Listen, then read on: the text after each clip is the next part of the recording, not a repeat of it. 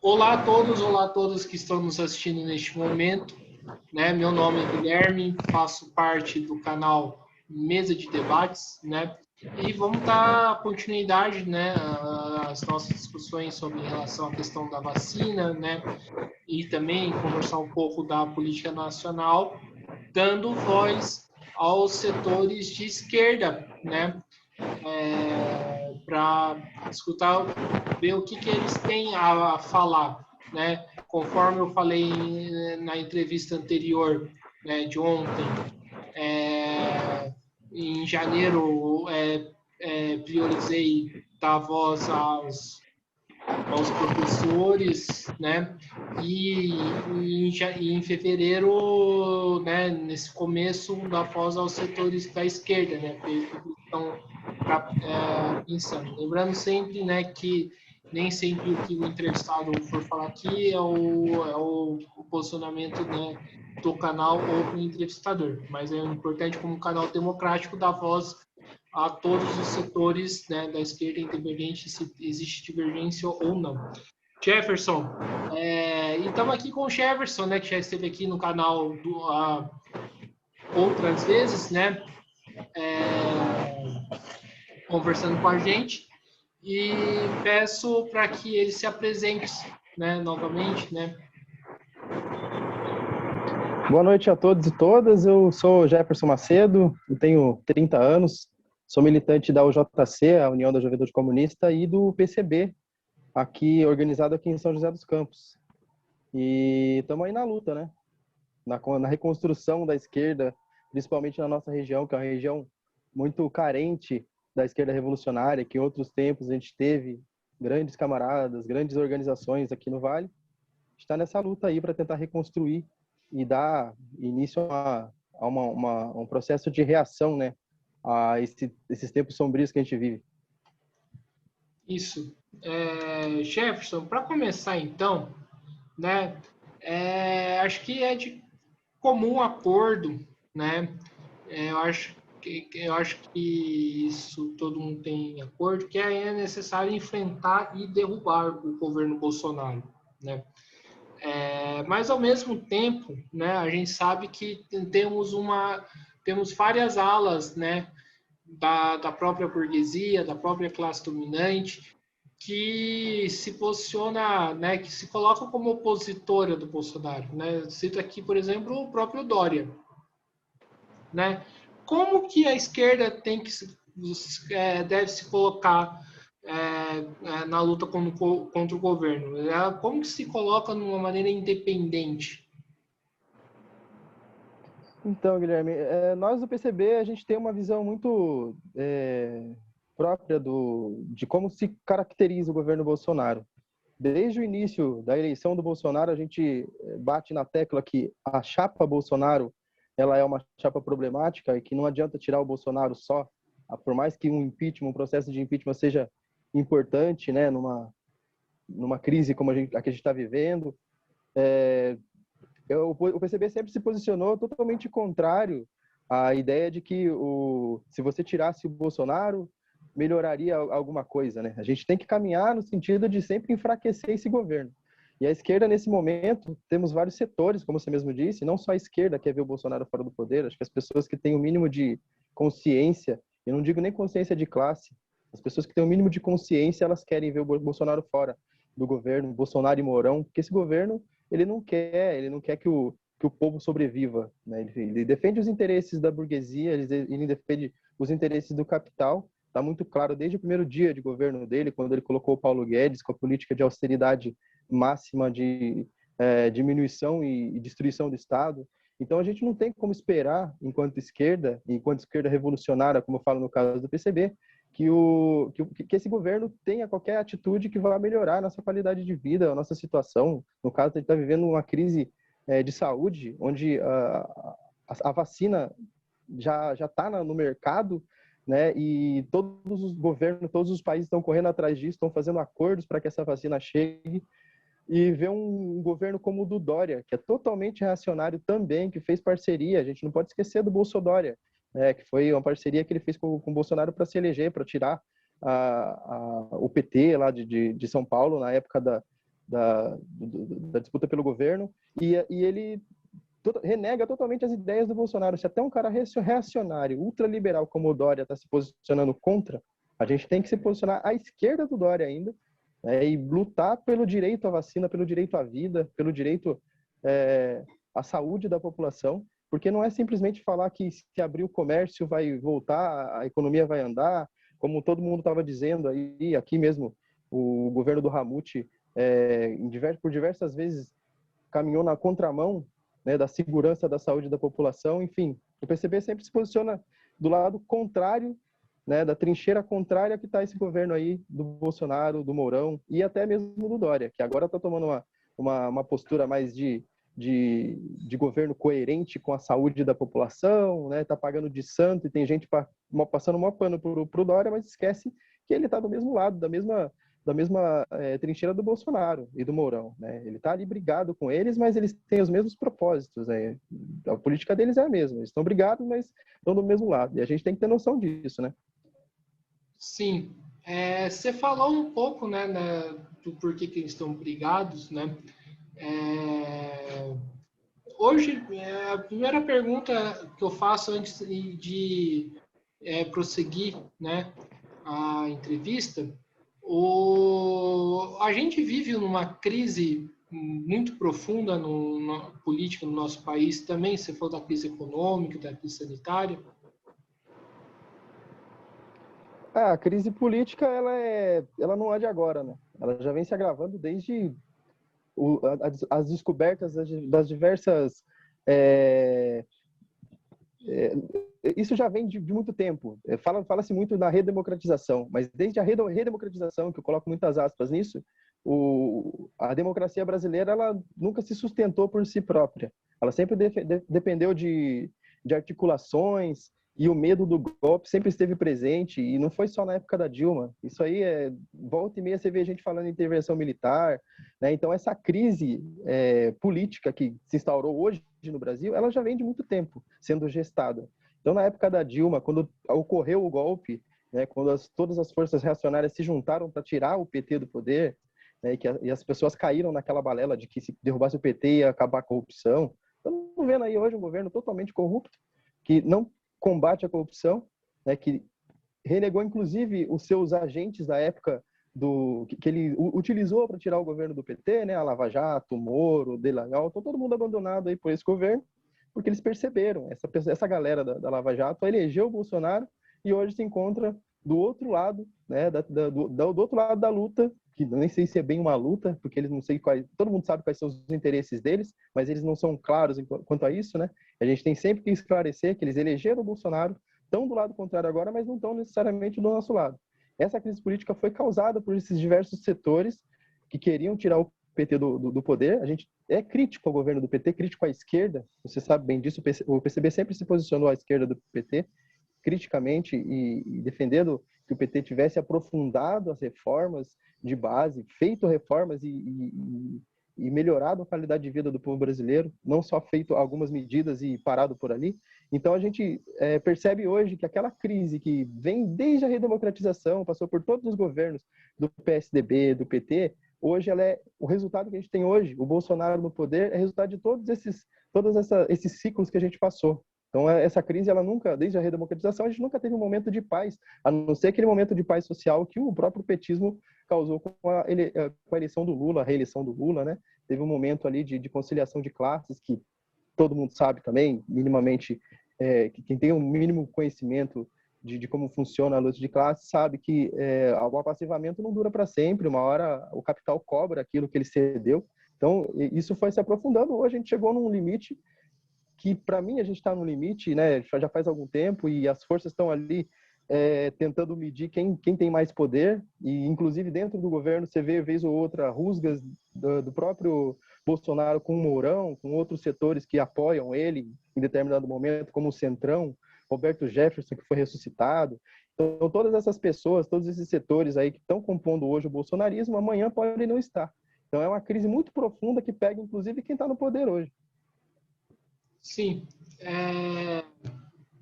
Você falou um pouco, né, do Bolsonaro, Dória, do Bolsonaro, como que você avalia essa disputa entre o Bolsonaro e o Dória, né? Que acho que é a principal disputa dos de cima, né?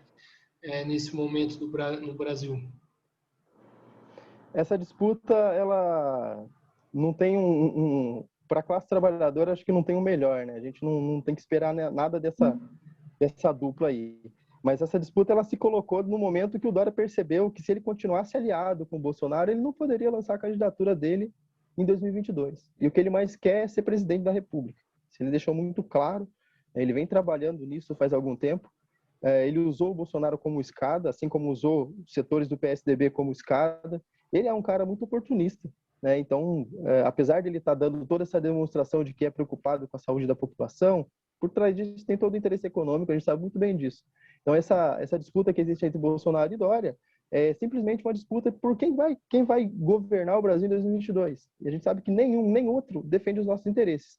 É uma briga deles, é uma briga que a gente não deve se meter, né? Eu acho que tem que deixar os dois se digladiarem lá e ver o que vai sobrar para a gente brigar com eles depois, e enquanto isso fazer o nosso trabalho de base, convencendo a população, né, de que não existe bonzinho do lado de um lado nem de outro, e que a verdadeira alternativa é a construção do poder popular, é a gente se organizar, né? Se a gente efetivamente construir a nossa luta, construir a nossa organização, os movimentos de bairro, os movimentos de resistência, e por aí a gente vai caminhando e esquecer essa disputa entre esses dois, porque eles estão muito na frente também, né? Tem a mídia a favor, tem os grandes conglomerados de empresas, o Dória é muito bem visto pelo mercado, né? Esse Deus que todo mundo exalta, o Dória é um Deus para eles também, então o Dória é um cara que, se chegar, vai ter o apoio do mercado.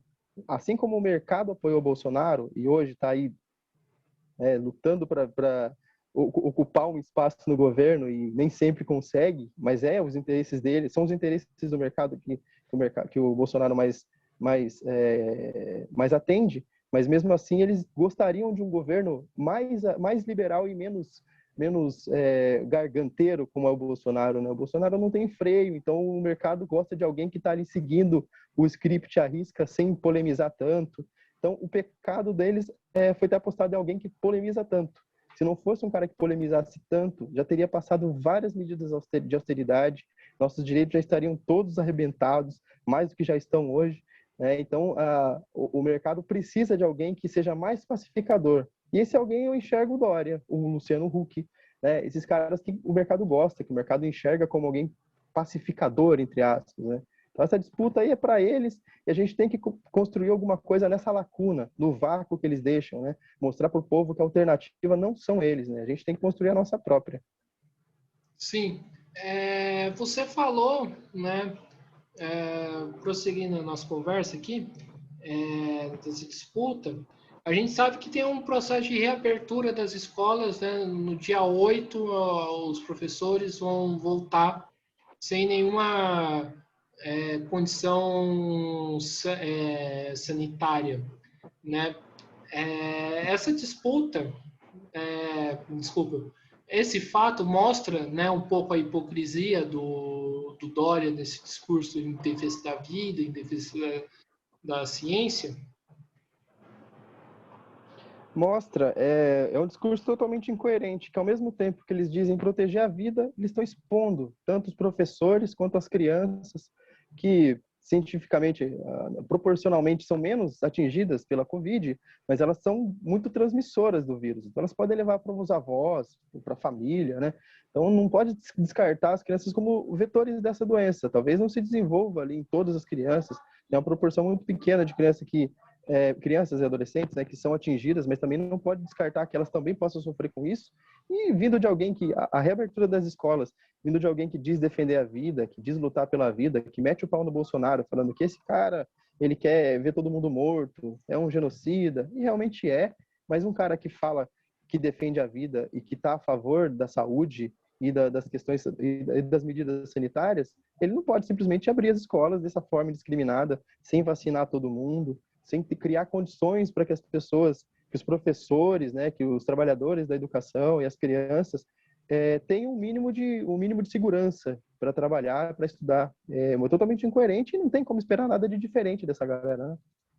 Sim.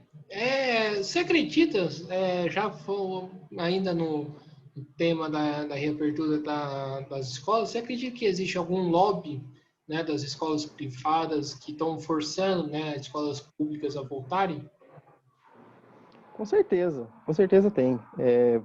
A gente sabe como funciona o liberalismo, a gente sabe como funciona o sistema, o padrão Dória de governar, principalmente falando por São Paulo, e a gente fala aqui também do Ramute, né?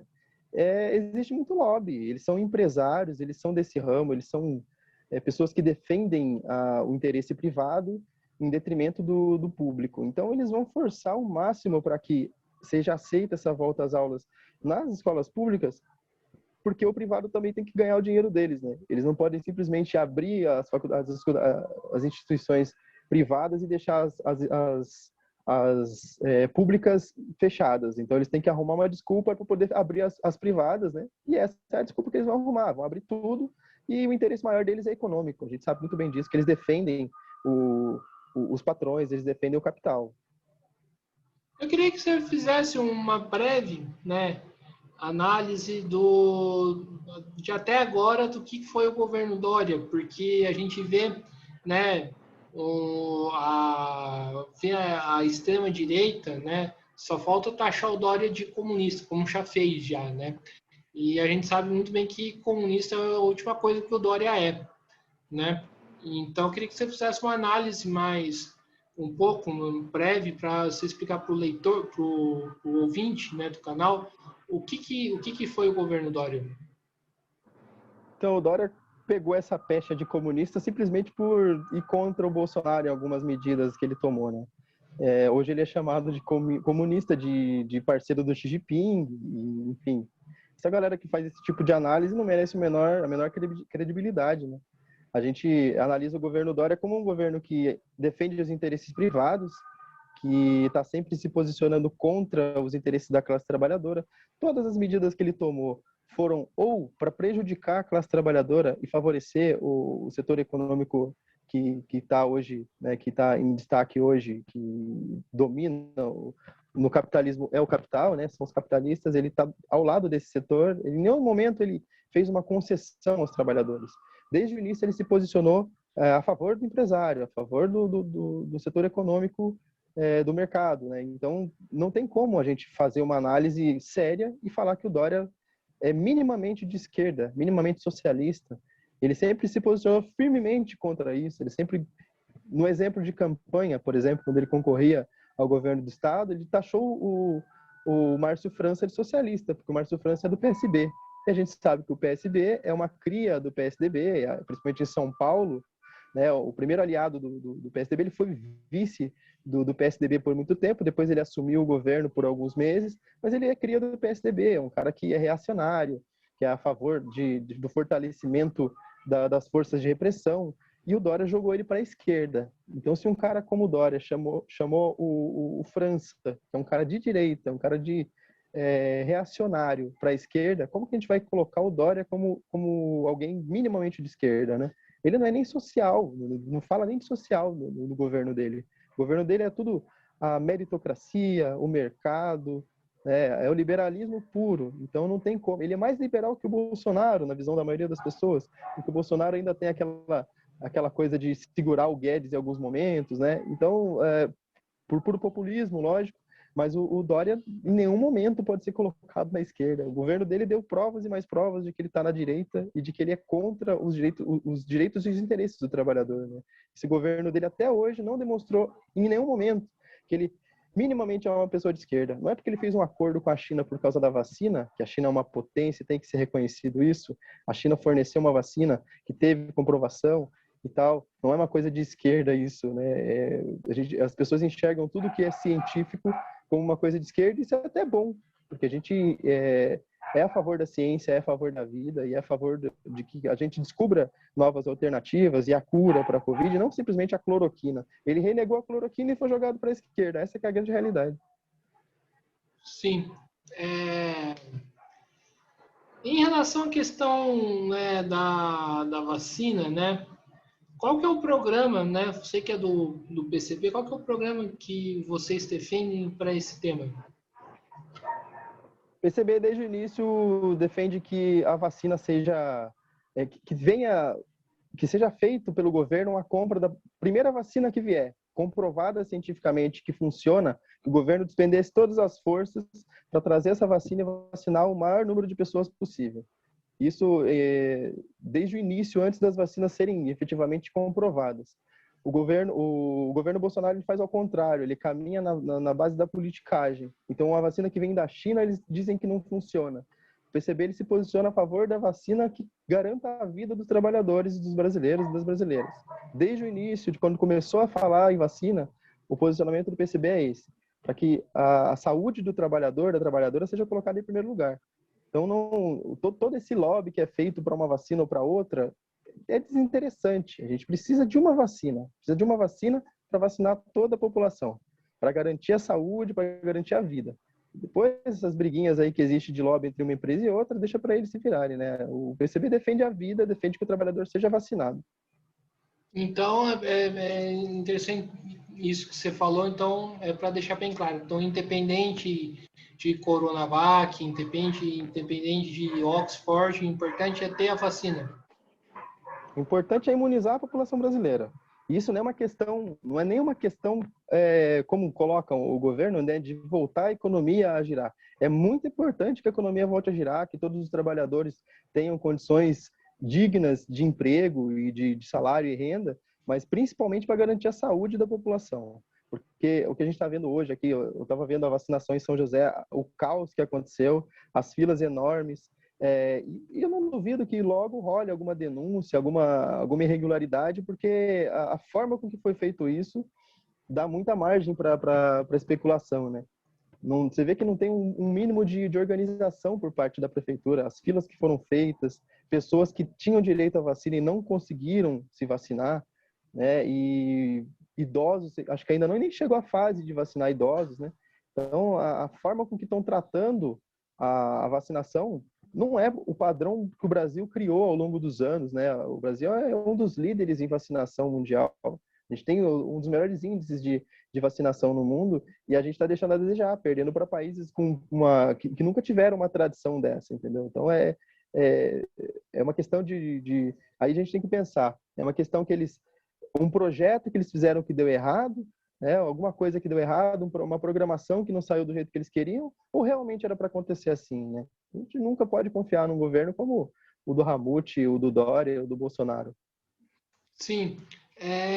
Jefferson, obviamente, né, que eu acho que é dever nosso, né, independente de militante organizado ou um militante independente, né, posicionar em defesa da vacina, né?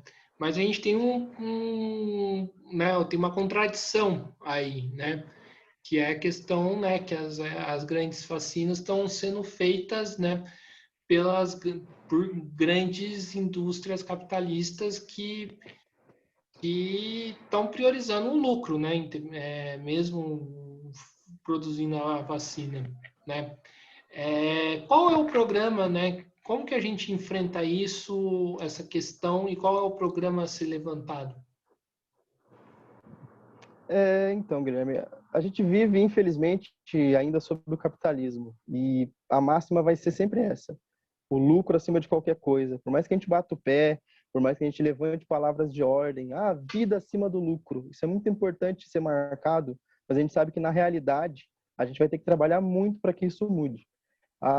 Todas as empresas e todos os institutos que estão trabalhando numa vacina, pelo menos os que já estão numa fase de vacinação avançada e que já estão aprovados pelos institutos responsáveis, aqui no Brasil pela Anvisa e tal, todos eles, pelas agências, né? O instituto quem faz é aqui, por exemplo, o Butantan, que fez a parceria com a Sinovac, aí a agência autorizou, enfim. Essas agências, elas aprovam as vacinas, mas as produtoras de vacina sempre vão visar o lucro, né? Por mais que se coloquem, não, a gente vai vender só para governos, como já vi várias delas se posicionando a esse respeito e falando, não, vamos vender para governo, a gente não vai vender vacina para setor privado, porque a gente acha justo que se vacine a população.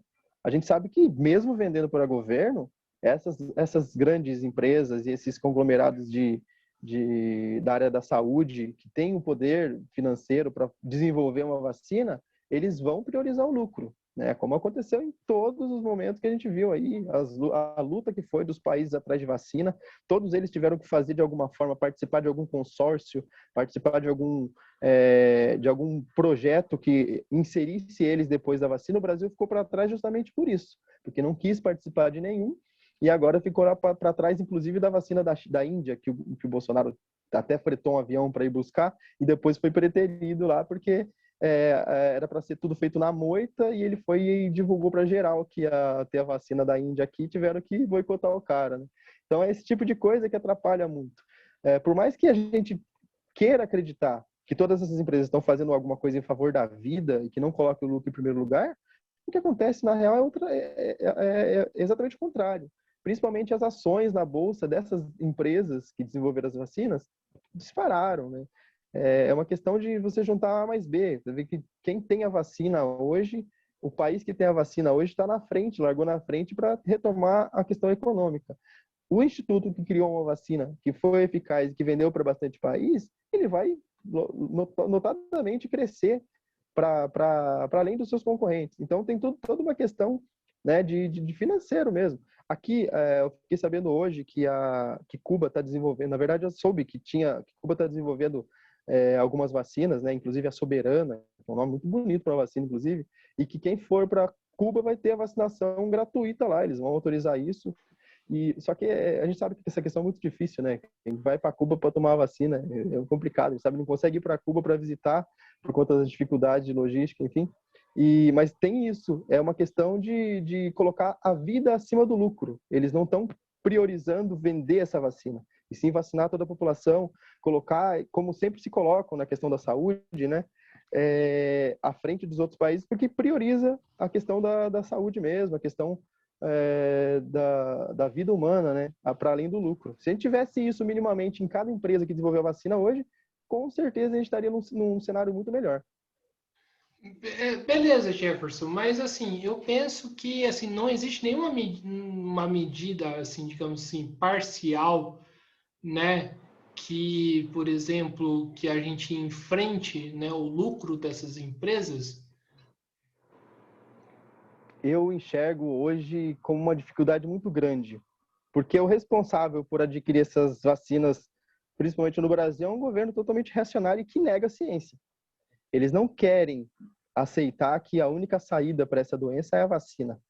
Eles incentivam até hoje o tratamento precoce, que foi rechaçado por qualquer médico minimamente respeitado, né? Então eles falam que a cloroquina, que a azitromicina, todos esses remédios diminuem os efeitos ou evita de pegar a Covid. Então isso é tudo balela, e eles querem comprovar isso de alguma forma e dizer que a vacina, já houve boatos aí que a vacina modifica o DNA, que tem um chip. Eles trabalham firmemente contra a vacinação. Então, não tem como esperar alguma coisa nesse sentido de um governo que nega a própria eficácia da vacina, né? Então, para a gente construir alguma coisa nesse sentido, de brigar contra essa corrente, né, de colocar a questão econômica na frente da questão de saúde e da vida humana, a gente tem que ter um governo minimamente coerente com a defesa da vida, né? E não é o que a gente tem hoje. Mas nem que isso partisse, por exemplo, das mobilizações, né, e não do governo. Ah, sim. As mobilizações sempre são bem-vindas. A gente sempre fala que o povo na rua é sinal de que o governo vai estar pressionado. O grande problema é que a gente está vivendo no meio da pandemia. Então, o povo se reunir na rua hoje é uma questão de se programar muito bem, de se organizar de uma forma que todo mundo fique seguro, né, e pressionar o governo nesse momento, com tanto toque de recolher, com tantas medidas que são justas num momento como esse, né, de que não pode ter aglomeração e tal. Então, é muito difícil você reunir uma galera para fazer um protesto, uma grande manifestação e pressionar o governo, né? Eu penso que existem essas formas de pressionar o governo. Existe a forma da luta parlamentar também, que tem os partidos de esquerda que estão lá fazendo essa luta, mas assim, eu acredito muito que se a gente tivesse um cenário um pouco melhor, né, um cenário menos caótico do que a gente está hoje, que a doença chegou numa explosão de novo aí, numa segunda onda muito forte. Agora a gente ainda tem o risco da variante do Amazonas, né, de Manaus, que é muito mais contagiosa, e quando ela pega a pessoa, ela é muito mais forte, ela consegue debilitar mais a pessoa, mata muito mais gente. Então a gente tem que tomar esses cuidados, mas eu sou totalmente a favor de mobilizações nesse momento mesmo, desde que tomem todas as medidas né, de sanitárias, e que a gente não exponha os militantes, as pessoas que querem dar sua cara ali e mostrar o quanto esse governo faz contra a nossa vida, né? Ainda prosseguindo, né, a essa questão, né, é, por exemplo, a quebra de patentes, né, dessas grandes empresas, por exemplo, seria uma medida interessante a se tomar nesse caos? Seria sim. Eu acho que a questão das patentes num cenário que a gente vive hoje, e que tem várias empresas que fizeram vacinas, então, se quebrar uma patente, eu acho que abriria precedente para quebrar todas, e é por isso que eu falo que eles colocam o lucro acima da vida. Se fossem empresas minimamente preocupadas com a saúde, com a vida humana, como eles dizem ser, não teria patente em lugar nenhum. Eles contribuiriam, passariam as informações que eles obtiveram com o resultado de pesquisa, e qualquer país poderia produzir sua própria vacina desde que tivesse minimamente condições, né? E os que não tivessem condições, eles poderiam auxiliar ali de alguma forma para que todo mundo fosse vacinado, para depois retomar a economia de forma igualitária para todos. A gente sabe que não é assim que acontece, a gente sabe que vai sair dessa crise melhor os países que tiverem mais à frente nessa questão da vacina, que todo mundo conseguir vacinar, tiver o menor número de mortos e pessoas com consequências dessa doença.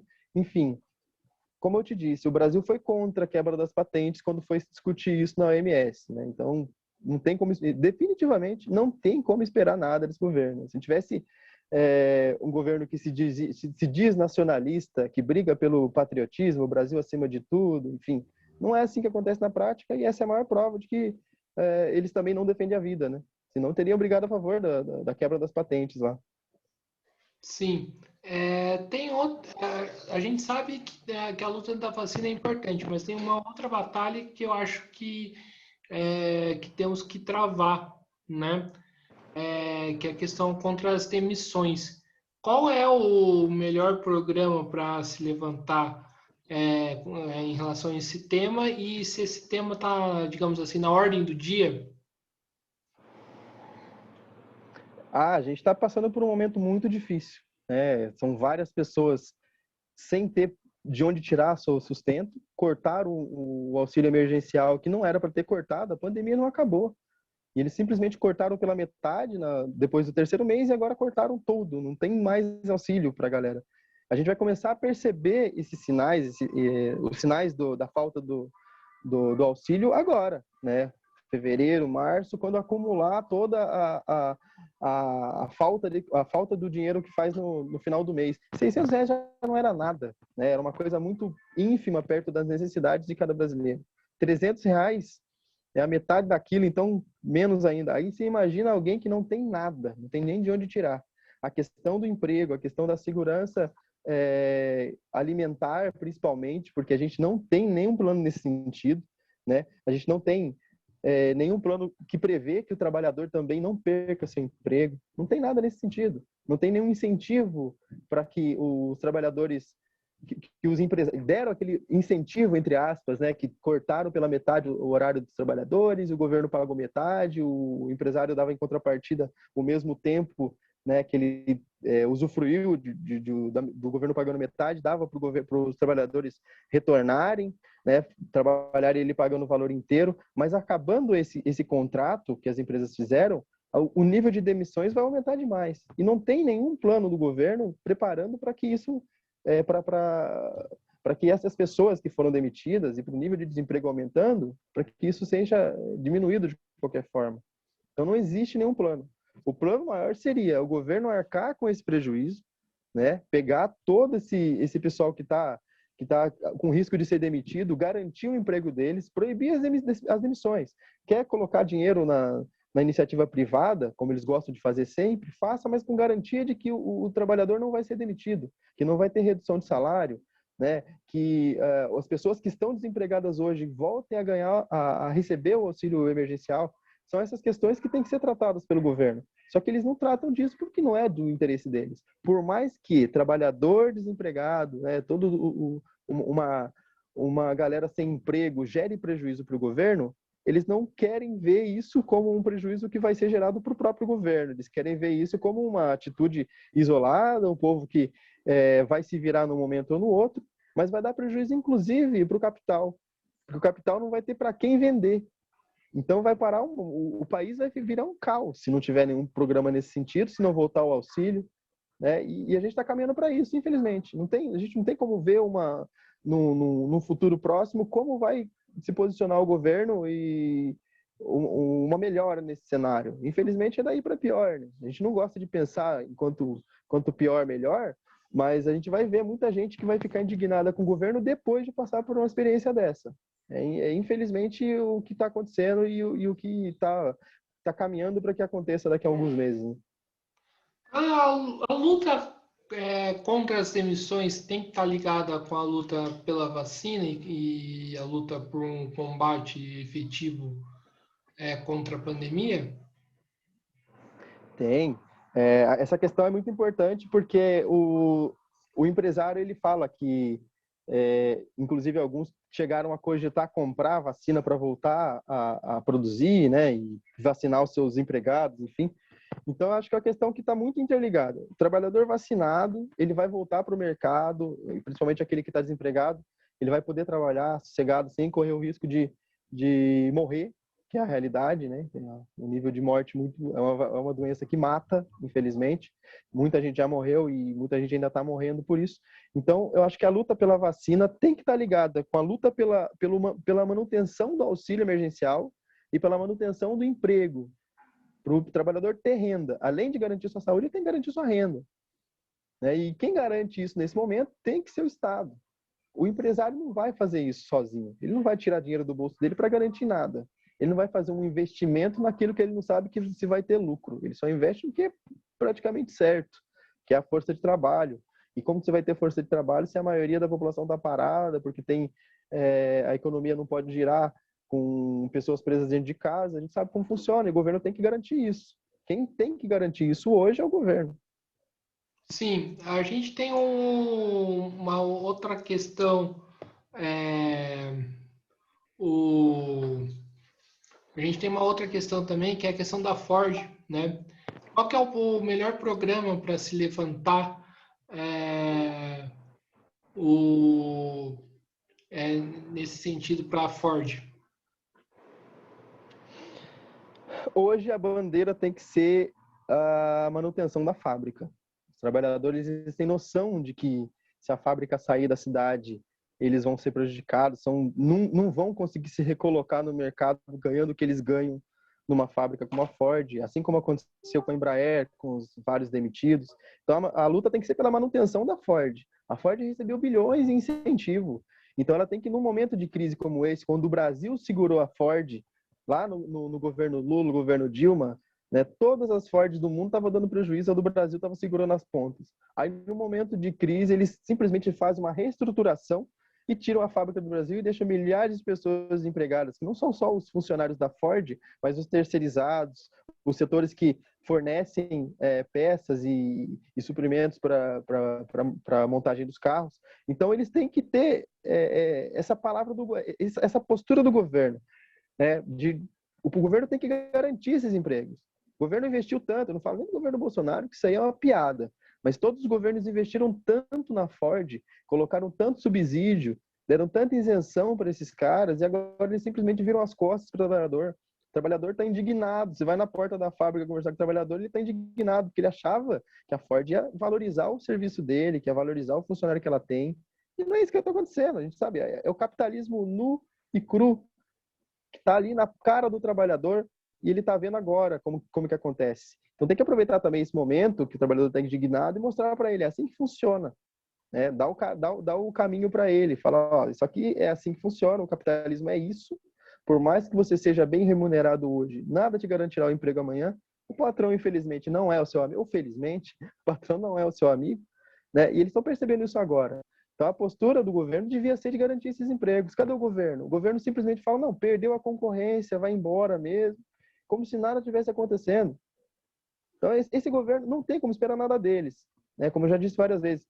Mas é a cara do governo Bolsonaro, a cara do governo Dória, inclusive. O Dória até tentou, né, fazer alguma coisa aí para trazer, para levar para outro lugar, enfim. Mas é aquela medida populista, né, de tentar garantir ali os empregos com um subsídio muito alto para cima das montadoras e dizendo que o Estado é mínimo, mas é mínimo para a gente, para eles não. Os grandes capitalistas sempre estiveram super envolvidos no Estado, sempre tiveram as melhores benesses, enfim. Infelizmente o caminho é esse, né? Sim. Questão do impeachment, o Jefferson. A gente tira o Bolsonaro, né, e coloca o Mourão. Você já falou um pouco, né, em relação a isso. Queria que você aprofundasse. A gente não tem um problema em colocar os militares, né, no governo, coisa que eles já estão, já inclusive, né? Isso não é bastante problemático de um lado? É uma questão bem complexa, né? É um paradoxo você tirar uma pessoa para melhorar uma situação, mas tem a possibilidade de piorar, né? A gente sabe que um Bolsonaro desgastado, como ele está sendo ao longo dos anos, né, com várias polêmicas, e o filho dele envolvido até o talo em corrupção, ele mesmo, enfim, a família toda chafurdando no lixo. Aí você vai tirar o Bolsonaro, porque o Bolsonaro é um cara que não consegue governar, e vai colocar um Mourão que vai ter toda a possibilidade de governar, né? Porque ele vai chegar com o sangue novo, vai chegar com uma roupagem nova. É um problema muito grande. Mas tirar o Bolsonaro no momento de crise de saúde que a gente está passando, um cara que renega a vacina, que fez de tudo para matar a população brasileira, eu acho que é um passo que a gente tem que dar, é um passo que a gente tem que avançar. O PCB defende que tem que tirar Bolsonaro e tem que tirar Mourão. Se tivesse uma possibilidade, se houver, na verdade até existe, mas a gente sabe que institucionalmente é muito difícil, muito complicado. Mas a cassação da chapa seria essencial. Mas o que a gente tem hoje no horizonte é ou tirar Bolsonaro ou continuar do jeito que está. Então, sair da prática. O PCB apoia o impeachment do Bolsonaro e enfraquecer depois o governo do Mourão. Nenhum apoio para Mourão, nenhuma governabilidade para Mourão. Mas o ponto hoje, a ordem do dia é tirar Bolsonaro, o cara que está matando a população brasileira. Sim, mas mesmo que, por exemplo, os militares, né, estejam, por exemplo, em ministérios, inclusive como o Ministério da Saúde? Isso acontece no governo Bolsonaro, isso também já aconteceu no governo Dilma. As concessões para os militares sempre foram feitas, né? A gente sabe que hoje está diferente porque tem um militar no poder, tem um militar que é vice-presidente, tem militares em todas as áreas do governo, em todos os setores. O militarismo está entranhado ali. Isso, tanto o Bolsonaro no poder ou qualquer outro presidente nesse momento, ia ter que fazer uma limpa muito grande, porque o militarismo está muito enraizado dentro do governo. Então, se você tirar a laranja podre que é o Bolsonaro e colocar a maçã podre que é o Mourão, vai continuar da mesma forma, cheio de militar ali. O pessoal fala muito em golpe, né, em o militarismo voltar pela via das armas. Eu, sinceramente, acho que eles já estão muito envolvidos com esse governo para se preocupar em tirar alguém, né? Eles já têm tudo que eles querem. A gente viu esses dias o escândalo da compra de leite condensado, que isso virou uma polêmica na internet, se era necessário, se não era necessário, mas enfim, toda vez que acontece isso de superfaturamento, de envolver compra e licitações furadas, né? Acontece de falar, pô, se os militares estivessem aí, principalmente o pessoal mais reacionário, se os militares estivessem aí, isso não aconteceria. E aí, é um militar no poder, tá acontecendo a mesma coisa. Então, se sair o Bolsonaro, entrar o Mourão, entrar qualquer um, infelizmente a gente está numa conjuntura muito difícil. O militarismo está em alta, eles estão em todos os cargos de poder. Então, é muito complicado a gente pensar, tipo, se tirar o Bolsonaro hoje ou o Mourão entrar, vai ficar pior, vai ficar melhor, né? Eu penso que ainda a melhor saída é enfraquecendo o governo da forma que a gente puder. Tirar o Bolsonaro, depois, né, a gente caminha construindo efetivamente uma resistência e, como eu disse, nenhuma concessão para Mourão quando entrar e sair o Bolsonaro, mas infelizmente, como a gente viu na semana passada, com a eleição na Câmara e no Senado, vai ficar muito mais difícil, né? Bolsonaro teve uma vitória muito grande, acachapante, a esquerda simplesmente não soube se colocar nos espaços de luta e foi abandonado até pelo Centrão, quando o PT tentou fazer uma coalizão ali com o Maia. O pessoal abandonou, o pessoal tirou o cavalo da chuva ali, foi para a aba do Bolsonaro, elegeram o Lira. Então a gente está numa situação muito complicada. Dentro da instituição ou fora, a gente está num momento de que a gente tem que repensar as nossas táticas, a nossa estratégia, porque não está dando certo. A esquerda está simplesmente perdida lá dentro e o Bolsonaro está com a faca e o queijo na mão. Então vai ser muito difícil, inclusive, o impeachment. Então a esquerda hoje não está à altura para responder os próximos desafios que virão? Institucionalmente, a gente está perdido. Porque a gente tem uma esquerda que é o PT e o PSOL lá. No poder, o PSOL tentou lançar a Erundina, o PT abraçou o Centrão, né, e conseguiu alguns cargos lá, não sei até onde isso vai ser efetivo para eles, é uma estratégia deles, eu não vou discutir isso, mas infelizmente a gente está perdido institucionalmente, a esquerda tem que se recompor o mais rápido possível, mas principalmente lutar pela rua, né, lutar pelo espaço ali que sempre foi nosso e que nos últimos anos o bolsonarismo, o lavajatismo tomou esse espaço da esquerda, a gente vai ter que ir retomando, infelizmente está vivendo um momento de pandemia agora, mas acredito eu que se estivesse vivendo em um momento diferente, a esquerda estaria até melhor colocada, porque o nosso lugar, que é a rua, nos foi tirado por conta da pandemia também, né? E a gente tem que se resguardar, tem que cuidar da saúde, mas a gente não tem o principal palco de luta nosso, que sempre foi a nossa característica, estar na rua, fazendo pressão do governo. Hoje a gente não pode mais. Quem sabe, quando passar isso, a gente consiga dar uma guinada, né, e melhorar a nossa posição, principalmente na rua, porque institucionalmente só na próxima eleição, infelizmente, né? E a esquerda, você falou da esquerda, né? É, né, a atuação institucional da esquerda, né? A esquerda hoje está muito adaptada ao Estado, e digo o PT, inclusive o PSOL. A esquerda institucional tá. Eles, na verdade, assim, adaptada em que sentido? Porque eles não. A derrota que eles sofreram agora com a eleição do Lira provou que houve um erro tático ali, um erro de cálculo por parte deles, que acreditavam que se apoiassem o Baleia, poderiam pelo menos levar para o segundo turno. O governo injetou dinheiro lá, como faz em todas as situações quando aperta para o lado deles, e conseguiu levar a vitória para o Lira. A esquerda sabe jogar institucionalmente, essa esquerda institucional, sabe jogar institucionalmente quando precisa, mas ela vem sofrendo muitas derrotas consecutivas nas eleições, nas disputas internas, nas disputas pelos cargos de poder na Câmara, no Senado. Então, assim, eu acredito que precisa melhorar e muito para poder disputar alguma coisa, principalmente lá dentro, onde a esquerda hoje é minoria, né? A esquerda hoje, né? Você que é do PCB, do Partido Comunista Brasileiro, né, a esquerda deveria ter uma atuação, digamos assim, mais revolucionária no parlamento, né? Falta isso? Eu penso que para ter uma atuação revolucionária no parlamento, você precisa primeiro eleger pessoas revolucionárias e pessoas com a nossa linha, né?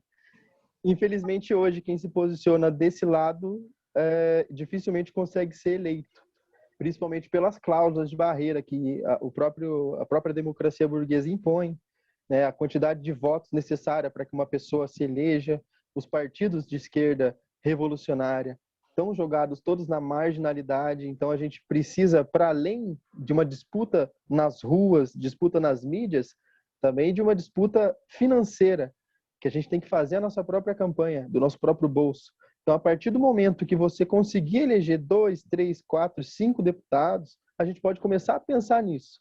Mas esperar isso da esquerda institucional, eu acho que a gente está caminhando para o lado errado. Porque não é nem a missão que eles têm, não é nem o propósito deles, né? O propósito é brigar ali pelas concessões e ir amenizando a luta de classes. Então, hoje, infelizmente, eu não enxergo que a gente tenha esse tipo de possibilidade de fazer essa manobra. Sim. Além da questão da vacina, né, que é assim, importante, o que a mais a gente poderia colocar, né, como um programa da esquerda para poder conter a pandemia? Como já foi falado, né, a vacina é uma coisa que a gente tem que lutar por ela para além de qualquer outro interesse econômico. Mas a gente tem que brigar pela manutenção e pelo aumento do auxílio meio emergencial. O Paulo Guedes já falou que se continuar o auxílio, o país vai quebrar. O país quebrado se recupera. A gente com a economia ativa, com a economia bem, numa situação em que vários trabalhadores têm o seu emprego e conseguem fazer a economia girar, o país consegue se recuperar. Cobra lá o imposto sobre as grandes fortunas, cobra o dono do iate pelo o imposto que ele não paga, o dono de Celta hoje paga IPVA, por que o dono de iate não paga? Né? As mansões, os grandes conglomerados de mídia que devem milhões, bilhões de impostos, isso não é cobrado. Então, por que o governo não vai buscar nessas fontes um financiamento para poder suportar a crise? Ele cobra sempre do trabalhador, porque o trabalhador hoje não tem voz, o trabalhador não tem hoje como se organizar. Então, a gente sofre todas as mazelas desse governo porque é um propósito deles. Eles querem enfraquecer a gente cada vez mais, enfraquecer mais a nossa luta. E quem está no poder hoje é a burguesia. A gente tem que deixar isso muito claro. Né? Então, a luta hoje para a gente começar a caminhar nesse sentido de superar a pandemia é a vacinação, a manutenção do auxílio emergencial e a luta pela manutenção dos empregos. Eu acho que tem que passar por esses 3 pilares para a gente começar a garantir a vida do trabalhador e da trabalhadora brasileira. Mas e a questão de testagem em massa, construção de leitos, construção de UTIs, né? Como que você vê essas questões?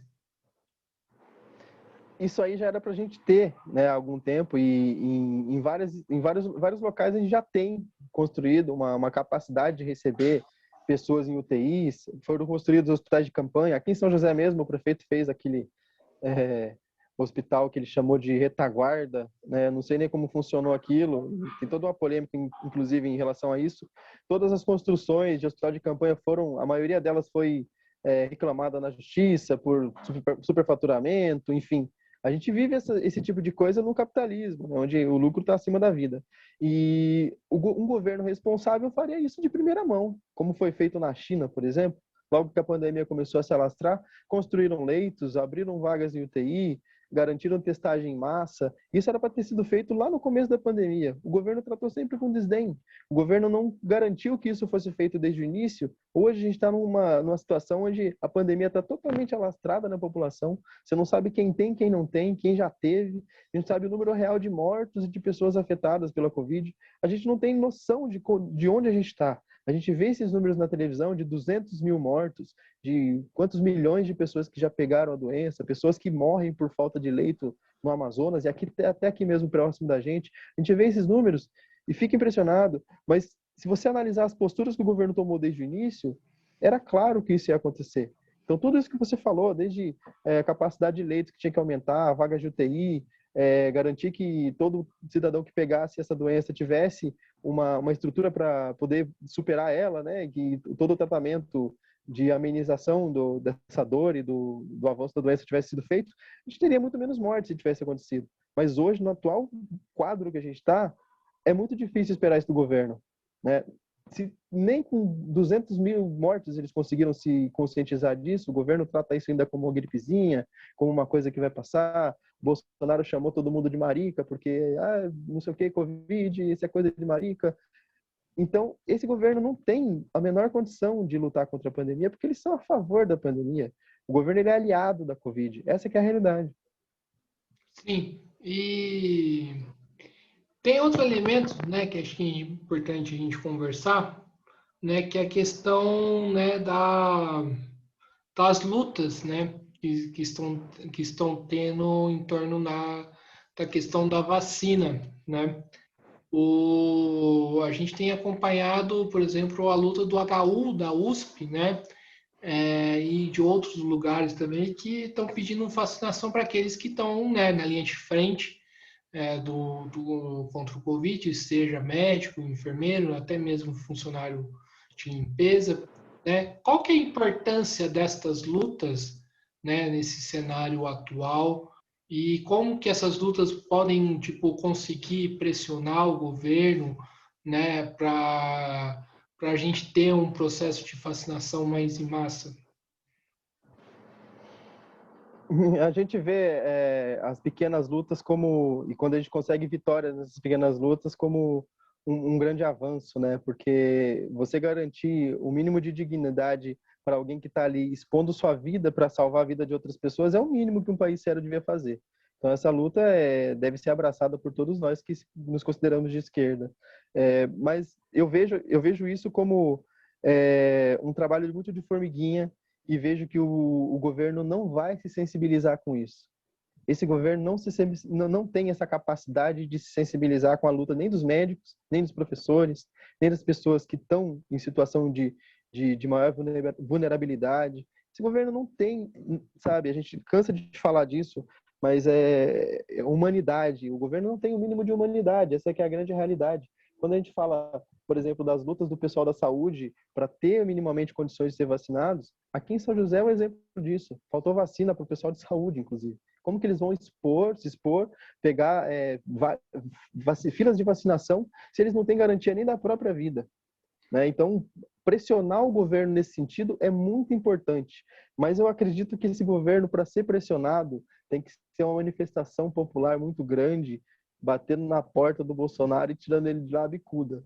Porque, de outra forma, a gente não conseguiu até agora que o governo recuasse de nenhuma medida deles. Ele não tem medo do STF, eles não têm medo de deputado, não tem medo de prisão, não tem medo de nada. Quem sabe o povo organizado conseguiria tirar eles de lá, né? Mas, enfim, a gente está bem longe disso, infelizmente. Sim, a luta dos professores, né, já que a gente está chegando, né, no dia 8, né, que é o dia do retorno das aulas, a luta dos professores, elas seria uma luta que a esquerda deveria abraçar e apoiar de corpo e alma, digamos assim? Com toda certeza, com toda certeza. Quem defende hoje o lado dos professores está defendendo a vida, está defendendo a saúde, não só dos professores e dos alunos, como eu já falei, aluno tem mãe, tem pai, tem avó, né? Na maioria das vezes mora com essas pessoas em casa.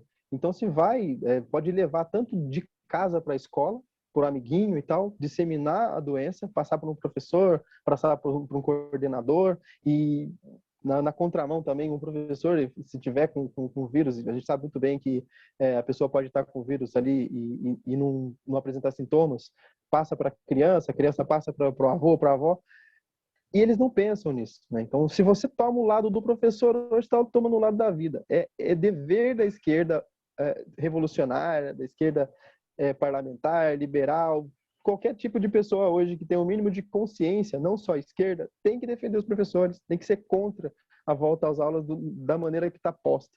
Tem que vacinar todo mundo. Não tem que colocar a questão da educação como uma questão que vai além da questão da saúde, sabe? O pessoal está colocando que não pode atrasar o estudo. Pode atrasar em um ano. A gente não pode perder vida, não pode perder mais vida, expor mais professores. O professor já é uma categoria tão precarizada e vem sendo cada vez mais. Aí você vai expor esses profissionais e essas profissionais ao risco de morrer. Então a gente tem a obrigação de tomar parte dessa luta, sim. Sim, no final das contas, né, eu queria que você falasse também, né, do qual que seria o papel do STF, né, nessa crise sanitária, o papel do judiciário, que se discute muito, né, inclusive com algumas fake news do próprio bolsonarismo, para poder tentar, né, tirar o bolsonarismo da reta, né, para não falar outro termo um pouco mais chulo, né? Qual que seria o papel do STF nessa crise sanitária? O papel do STF sempre foi resguardar a Constituição. Se você vê a Constituição de 88, ela é linda no papel, só que nunca foi colocada em prática. O STF, ele sempre toma... O STF tem um lado, a gente sabe disso. Então, nesse momento, quando era para se posicionar contra o governo, contra essas medidas que o governo toma, até quando eles tomam uma atitude que é favorável, né, à manutenção da vida, como foi aquilo de permitir que os estados e as cidades tivessem autonomia para tomar suas próprias medidas ali e não aceitar tudo que o governo genocida queria fazer, eles ainda não são claros o suficiente. Tem que ficar falando depois que a gente deu autonomia, mas não tirou responsabilidade do governo. Então, em vários momentos onde o STF deveria ter intervido e colocado o Bolsonaro no lugar dele, não fez. E a gente sabe que esse STF é o mesmo que lá em 64 aprovou o golpe militar, que passou aquilo ali, que depois teve vários ministros cassados, mas enfim, estava lado a lado. Então não tem como a gente depositar confiança num órgão que sempre esteve ao lado deles e não no lado nosso. A gente espera minimamente que eles garantam a vida, que eles garantam o básico para a gente. Mas, como eu disse, nessas instituições que a gente tem hoje, infelizmente não tem como depositar confiança alguma, né? Jefferson, mas a gente tem um problema, né? O STF, por exemplo, é uma das instituições que apoiou o golpe, né? Que abriu espaço, né, para essa calamidade toda, né? O que você acha sobre isso? Exatamente. Esse é o ponto. Se o STF não está do nosso lado, nem quando a gente está do lado certo da história, quando o golpe aconteceu a todas as vistas e que todo mundo viu como funcionou aquilo, sabe? Foi gravado, passou ao vivo em todos na Globo, que é a maior rede emissora pública não, emissora aberta no Brasil. Todo mundo viu como aconteceu. O STF estava ali de olhos fechados. Como que eles não viram a palhaçada que foi aquilo? O golpe aberto, o golpe que eu acho que até o cidadão que acredita piamente que aquilo foi legítimo, hoje tem certeza, acreditava, né? Hoje tem certeza que aquilo foi um golpe.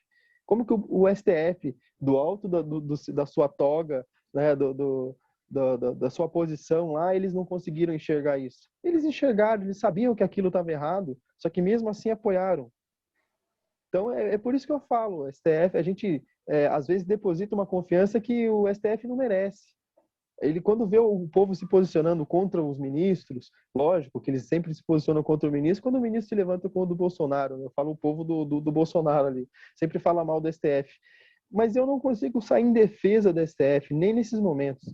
Porque todos os momentos da história que a gente teve que provar que a classe trabalhadora estava certa e que chegou alguma coisa para o STF decidir, ele sempre ficou muito dividido entre dar a razão para quem realmente tem, que é o povo, e dar razão para o cara que está lá no poder, no caso do golpe de 64, no caso do golpe da Dilma, sempre estiveram do lado da classe opressora, sempre estiveram do lado do capital. Então não tem como a gente depositar confiança neles. E mesmo quando eles são atacados, está rolando vários casos de pedidos de impeachment, inclusive do Alexandre de Moraes, acho que ontem aquele Roberto Jefferson, aquele safado, entrou com pedido de impeachment para o Alexandre de Moraes, mas eu não consigo defender o Alexandre. Então a gente está numa situação muito complicada de torcer pela briga, né? É muito difícil falar isso, mas é a realidade. O STF não merece nem a nossa confiança. Você vê alguém falando, fecha o STF, não sei o quê. Quando o filho do Bolsonaro, lá o Eduardo, falou que para fechar o STF precisava só de um cabo, de um soldado, né? Todo mundo falou que ficou indignado. Não pode falar isso do STF. Realmente, mas a gente vai defender o STF enquanto instituição? Depois de todas as cagadas que ele vem fazendo, de todo o jogo que eles fizeram contra a esquerda e contra a população desse país, eu acho que é bem complicado a gente se posicionar a favor do STF, apesar de ser muito difícil você aceitar uma outra ameaça vindo do lado de lá, né? Então a gente tem que pensar muito nesse sentido, sim, porque infelizmente o STF não garante nada, principalmente para a classe trabalhadora não garante nada, né? Para a gente não garante nada. Então é correto o termo, então, justiça burguesa. Justiça burguesa, essa é a grande realidade. Assim como a democracia é burguesa, a justiça também é burguesa. E todos os setores da sociedade hoje giram em torno da burguesia que tem o poder, que tem o Estado na sua mão. Né? Essa é a grande realidade. Agora, Jefferson, para terminar a entrevista, né? A pandemia escancarou as contradições do capitalismo, mostrou que o capitalismo não dá mais e que precisa ser superado. Esse é um ponto que a gente tem que levar como lição, né? Porque sempre que existe uma crise, que o trabalhador ele é colocado contra o capital em todas as suas nuances, em todas as áreas que a gente enxerga de luta, esse é um ponto que escancara para a gente todos os limites que tem o capitalismo, né, e o capital. Hoje a gente consegue enxergar que quem tem condição vai se sair bem dessa pandemia. Quem não tem o mínimo vai morrer, vai passar fome. E, infelizmente, essa é a grande realidade. E a pandemia veio para escancarar essa realidade.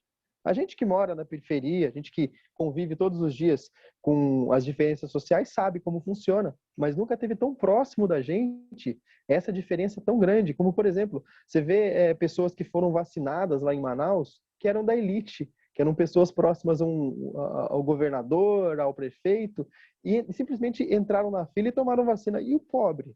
Vai ser vacinado quando? Quando vai chegar a vacina, a imunização para esse pobre? As pessoas que têm seu emprego garantido, sua renda garantida, principalmente renda, né? Pessoas que são especuladoras, que são donos de financeira, ou donos de pessoas ligadas ao agronegócio, ao grande capital, estão todas com a sua vida garantida. E o pobre? Como que vai se manter se não tem de onde tirar? O pobre que precisa trabalhar todo dia para não morrer de fome. Então essa pandemia escancarou realmente as contradições de classe. E a gente tem que tirar isso como lição e mostrar para o trabalhador. É assim que funciona o capitalismo. Sim. Jefferson, estamos chegando aqui no final de uma entrevista no Mesa de Debates, né? Primeiramente, quero agradecer a você por ter novamente, né, aceitado o convite, né? Sua terceira participação aqui, né? Foi, acho que, boa a conversa. Acho que é sempre bom quando você suas contribuições, bastante interessante e tudo mais, né? Acho que ajuda a contribuir, né, pelo menos para o propósito do canal esse ano, né, que de tentar ser parte, né, ajudar nas discussões em torno do tema da questão da vacina, né? E passo para as considerações finais. Guilherme, é sempre um prazer participar com você. Eu, como sempre, parabenizo esse trabalho seu que você está fazendo, que é essencial para a gente nesse momento, né? Dar voz aos setores de esquerda da cidade, da região. Acho que a gente vai caminhar muito nesse sentido ainda, e você ainda vai ter várias vezes que ver minha cara por aqui. E vai ser sempre um prazer para mim participar com você. É sempre muito produtivo. E já fico à disposição para quando você precisar. Estamos aí, né? Não só para entrevista, mas para qualquer outra atividade que a gente for precisar compor junto. Você pode contar comigo, com o PCB. A gente vai estar sempre à disposição aí. Obrigado mais uma vez pelo convite. Sim, então, Jefferson, mais uma vez quero agradecer você por ter aceitado o convite. Também quero agradecer a você que está assistindo esse vídeo, né? É, que acompanha o canal. Peço, né, para se inscrever no canal, curtir o vídeo no YouTube, né? Curtir o vídeo no Facebook, compartilhar nas redes sociais, no WhatsApp, no Facebook e tudo mais. E também seguir o canal no Instagram, né? Para poder continuar fortalecendo esse projeto, né? Que é um projeto independente, né? Que precisa para poder expandir com um número maior de pessoas. Então é isso, pessoal.